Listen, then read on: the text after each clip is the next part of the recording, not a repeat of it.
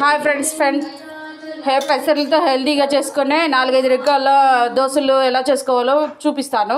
ఇలా రాత్రి అంతా నానబెట్టుకోవాలి పెసర్లని. వీటితో పాటు కొంచెం ఒక గుప్పెడు రైస్ కూడా యాడ్ చేసుకోవాలి.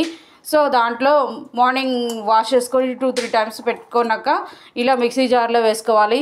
దీంతో 2 పచ్చిమిర్చి అండ్ అల్లం, కొంచెం టేస్టీ కోసం కొంచెం అల్లం వేసుకుంటే మంచిది. ఈ విధంగా మిక్సీలో పెట్టుకొని ఇలా మెత్తగా గ్రైండ్ చేసుకోవాలి. గ్రైండ్ చేసుకున్న పిండిని ఒక బౌల్లోకి తీసుకోవాలి.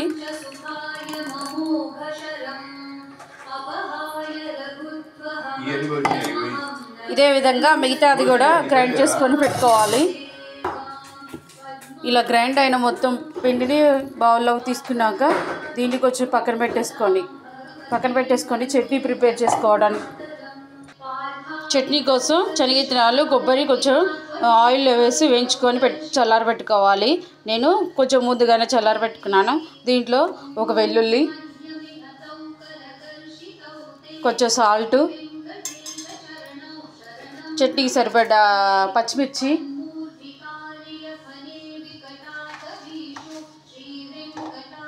కొంచెం జీలకర్ర వేసుకొని గ్రైండ్ చేసుకోవాలి. మెత్తగా గ్రైండ్ చేసుకున్న చట్నీని ఇలా బౌల్లోకి తీసుకోవాలి.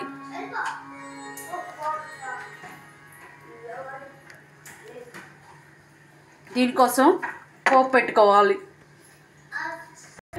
ఈ విధంగా పోపు పెట్టేసుకొని కలిపేసుకొని పక్కన పెట్టేసుకోవాలి. చట్నీ ప్రిపేర్ అయిపోయింది కదా, ఇప్పుడు దోశ పోసుకుందాం. ఇలా బౌల్లో పెట్టుకున్న పిండిలో కొంచెం సాల్ట్ యాడ్ చేసుకోవాలి. ఇది కొంచెం పిండి కొంచెం గట్టిగా ఉంది కదా, సో ఒకటి తింటేనే కడుపు నిండిపోయింది. అందుకని చెప్పేసి కొంచెం వాటర్ యాడ్ చేసుకుందాం.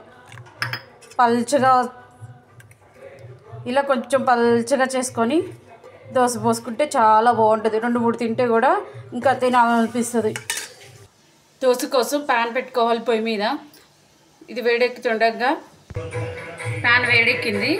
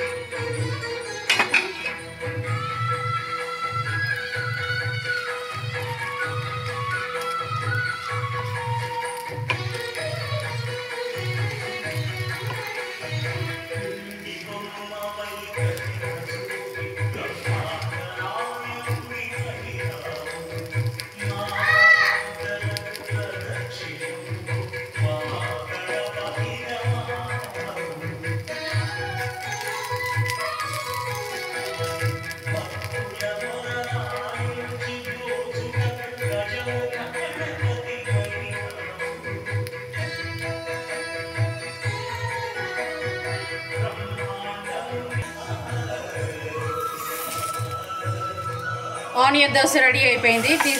ప్లేట్లో పెట్టేసుకుందాం.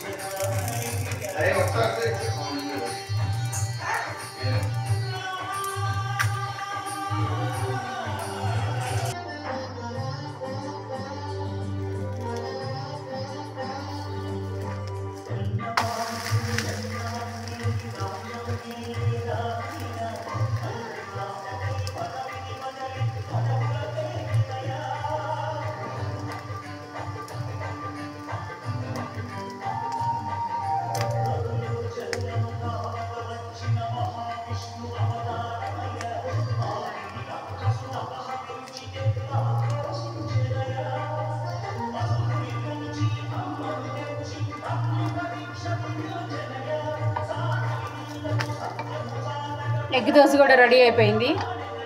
ప్లేట్లో పెట్టేసుకుందాం.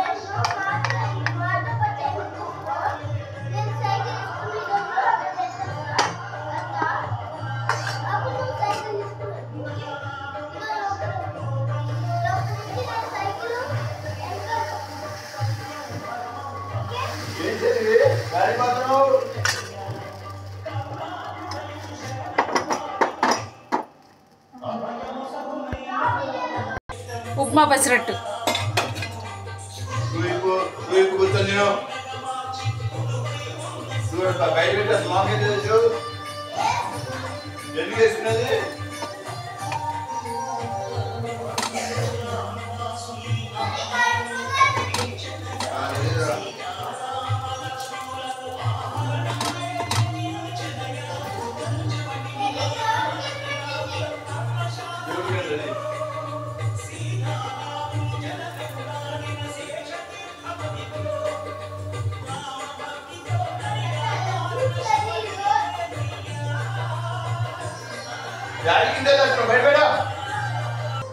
ఉప్మా పెసరట్టు కూడా రెడీ అయిపోయింది. దీన్ని కూడా తీసుకొని పక్కన పెట్టేసుకుందాం.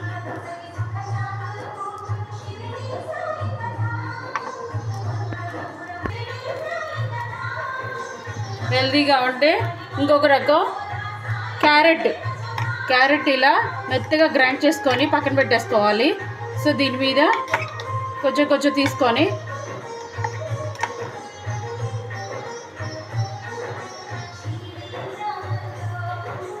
ఇలా యాడ్ చేసుకోవాలి.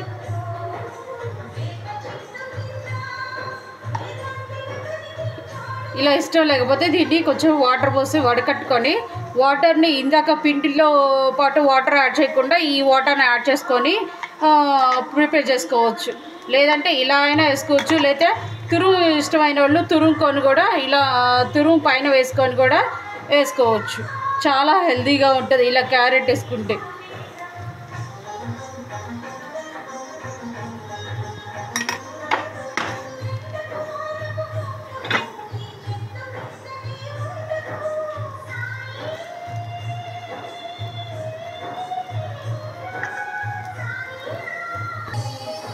క్యారెట్ దోశ కూడా రెడీ అయిపోయింది. దీన్ని ఒక్కసారి ఇలా తిప్పేసుకొని అడుగును కూడా కొంచెం లైట్గా మగ్గనివ్వాలి. అప్పుడు కొంచెం పచ్చసలు రాకుండా ఉంటుంది.